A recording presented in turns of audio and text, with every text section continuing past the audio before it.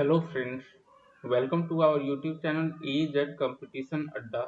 In this lecture we will discuss on the topic banker discount. Before starting the discussion, I would like to tell you for the benefit of our students we have created a website which is education-adda.com. Link of the website is also available in the description box of the video. So what are the materials that you can get on our website? So previous year questions paper of different exams you will get. Important notes will be available on our website. Topic wise video lectures will also be available and test series will be made available to you. Okay.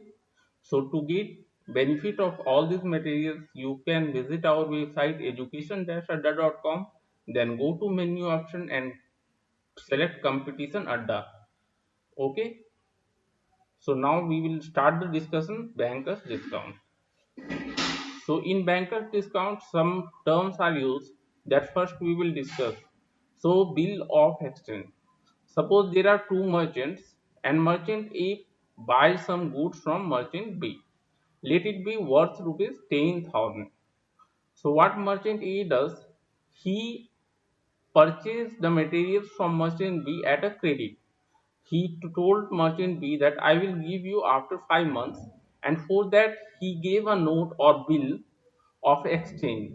Okay, bill of exchange in which face value was mentioned, and the face value is the amount, that is rupees 10,000, and a date will be mentioned and he will sign it.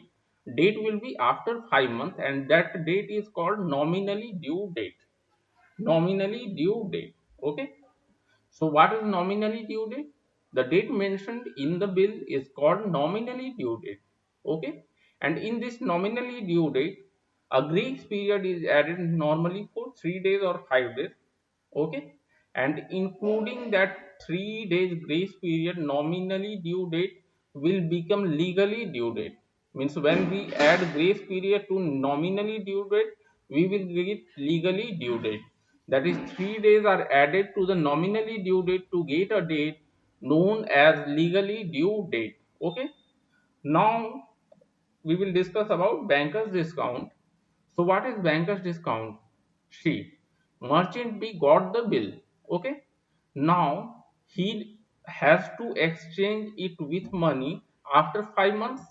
But suppose he needs money now, maybe after 3 months from the date of sign, or before 2 months, that is before 2 months from legally due date.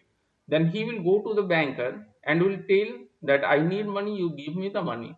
So what banker will do? Banker will deduct the simple interest on the amount of the bill, that is the face value. Okay, at a agreed rate and for the balance time. Okay, for the balance time he will deduct the simple interest. That simple interest is called banker's discount. Okay, banker's discount is the simple interest on the face value for the period from the date on which the bill was discounted and the legally due date. Okay, now in the whole process banker wants some gain. So what will be banker's gain? See, it will be equal to banker's discount minus true discount for the unexpired period. Banker's gain is equal to banker's discount minus true discount for the unexpired period. And what will be the unexpired period? So it will be between the date on which bill was discounted and legally due date. Okay. So for that much period, whatever difference will come, that will be banker's gain. Now, suppose there is no date given on the bill, then we should not add grace days. Okay, we should not add any grace days. The sub important formula we will discuss. So, banker's discount, as we have discussed, it is a simple interest on bill for unexpired time. Then banker's gain can be calculated as banker's discount minus true discount. Now only we have discussed, and it will be equal to simple interest on the true discount. Okay, and again banker's gain will be equal to true discount whole square divided by present worth. Next, from 2 only you can see banker's discount equal to true discount whole square by present worth. And if we know present worth and banker's gain, then true discount can be calculated as square root of present worth into banker's gain. Okay. Next one is banker's discount. See, as we have discussed, banker's discount is simple interest on the bill for the unexpired period. So it will be equal to amount into rate into time. This time is unexpired time divided by 100. Next formula is true discount. So this already we have discussed in the topic true discount. So if you have not seen that lecture, you can visit our website and see the complete lecture on true discount. Okay. So true discount equal to amount into rate into time divided by 100 plus rate into time. Next one is, if we know banker's discount and true discount, then amount can be calculated as banker's discount multiplied by true discount divided by difference between banker's discount and true discount. Next one is true discount equal to, if we know banker's gain, then true discount will be equal to banker's gain into 100 divided by rate into time. Okay friends. Now based on our discussion, we will discuss some important problems. See, what is the problem given here? A bill for rupees 6,000 means amount is given as 6,000, or you can say face value is given 6,000 and is drawn on July 14 at 5 months, means bill date is July 14. Okay, on this date bill was signed. Then it is discounted on 5th October at 10%. Rate of interest is 10%. Then we have to find banker's discount, true discount, banker's gain, and the money that the holder of the bill will receive. Okay. So one by one we will discuss. Face value is given. Face value. It is given as rupees 6,000. Rupees 6,000. Then date on the of the bill was given. Date of the bill of the, or we can write date on which the bill was drawn, on which the bill was drawn.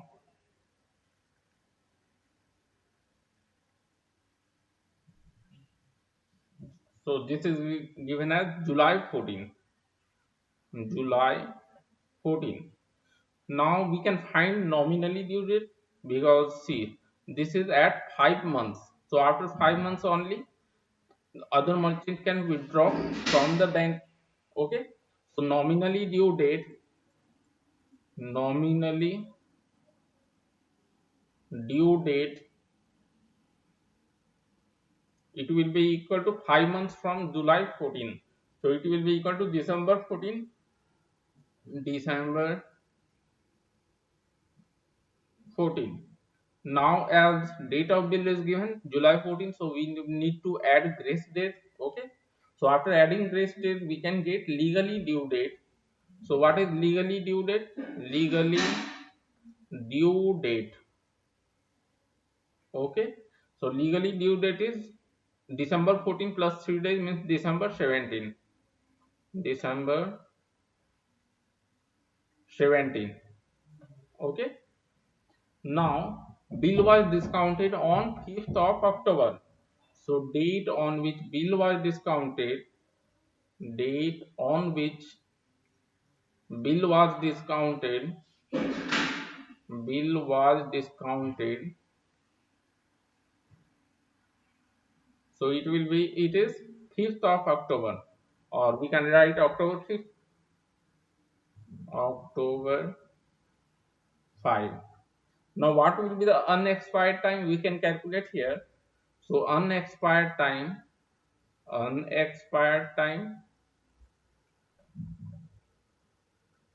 see, it will be from December 17 to October 5.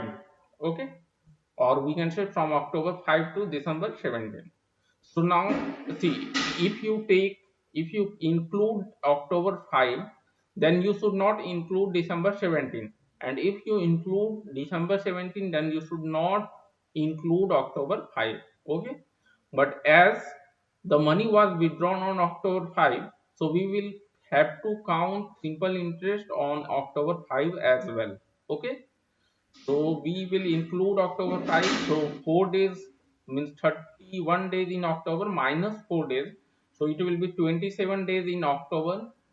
In November 30 days, and in December, since it is December 17, but already the legally due date was December 17, so we will add only 16 days. Okay, we will not include December 17. This many days. So if we convert this to year, 73 days divided by 365 days, so this much year, or this is equal to 1 by 5 year. Okay, now we can calculate banker's discount. Banker's discount is simple interest on the face value for the unexpired time. Okay, so it will be equal to simple interest on rupees 6,000 for 1 by 5 year, right? So we can calculate it as rupees 6,000 into what is the rate of interest, that is 10%. It is given 10%. So 10 by 100 into time is 1 by 5 year. So we will get this as rupees 120. Okay. Now we have calculated banker's discount. Then we need to calculate true discount, banker's gain, and the money that the holder of the bill will receive. Okay. So we know the formula for true discount. So true discount can be calculated as amount, that is rupees 6,000, into rate, that is 10%, into 1 by 5 is the time, divided by 100 plus rate of interest, that is 10, into again 1 by 5 is the time. Okay, so we will get this as rupees, see this will be 2, here also 5 into 2 10, so rupees 12,000 divided by 102. Okay, and this will be equal to rupees 117.64. Now we have to find banker's gain. So we know the formula for banker's gain. See, it is a difference between banker's discount and true discount. So banker's discount minus true discount, and our banker's discount was rupees 120, and we need to deduct true discount from this, so 117.64. So banker's gain will be rupees 2.36. Okay, so how much money will the holder of the bill receive? Money received by the holder of the bill, received by the holder of the bill,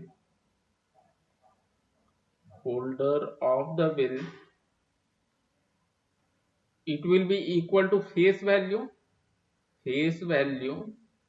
minus banker's discount. Okay, so face value is rupees 6,000, and what is the banker's discount? It is rupees 120. So money received by the holder will be equal to rupees 5,880. Okay friends, we will discuss another problem. See, in this problem what is given? True discount is given as rupees 120, and duration is given as 6 months, and rate of interest is 15%. So we need to find banker discount on the same sum for the same time and at the same rate. Okay, so we can calculate first banker's gain. So what is banker's gain? When we know true discount, so it is equal to simple interest on true discount.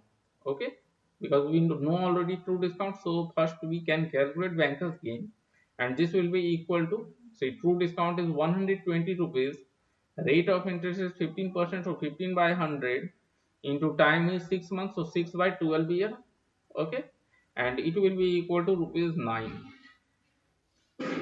So now we have banker's gain and we have true discount, and as we know now banker's discount minus true discount equal to banker's gain, right? Now we can calculate banker's discount from this as true discount plus banker's gain. Okay, Therefore, banker's discount, it will be equal to rupees. True discount is 120 rupees, and in this we need to add banker's gain, that is rupees 9. So it is equal to rupees 129. We will discuss next problem. See, in this problem what is given? The banker's discount and the true discount on a sum of money due 8 months. So unexpired time is 8 months, and banker's discount is 120 and true discount is 110. We need to find the sum and the rate percent. So when we know banker's discount and true discount, we can calculate sum directly. So sum will be equal to banker's discount multiplied by true discount divided by difference between banker's discount and true discount. So banker's discount minus true discount. Okay, and this can be calculated as rupees 120 is a banker's discount and true discount is 110. So divided by banker's discount again 120 minus 110. So from this we will get rupees 1320. So 1320 is the required sum, and now we have to calculate rate percent. As we know, banker's discount is a simple interest on the sum due. Okay, since bank banker's discount banker's discount is the simple interest on sum due. So we can say that simple interest will be equal to 120 rupees. So therefore, simple interest on sum due is rupees 1320 for 8 months. Okay, 8 months is the unexpired time. 8 months, and it is equal to rupees 120. Okay, equal to banker's discount.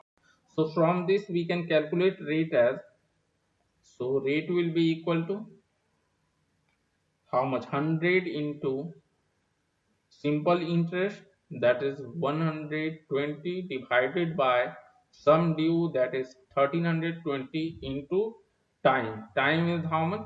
So 8 months, and we will convert this to years, so we need to divide by 12, and we will get this much percentage per annum. Okay, so rate will be, therefore rate we will get as 13.7 by 11% per annum.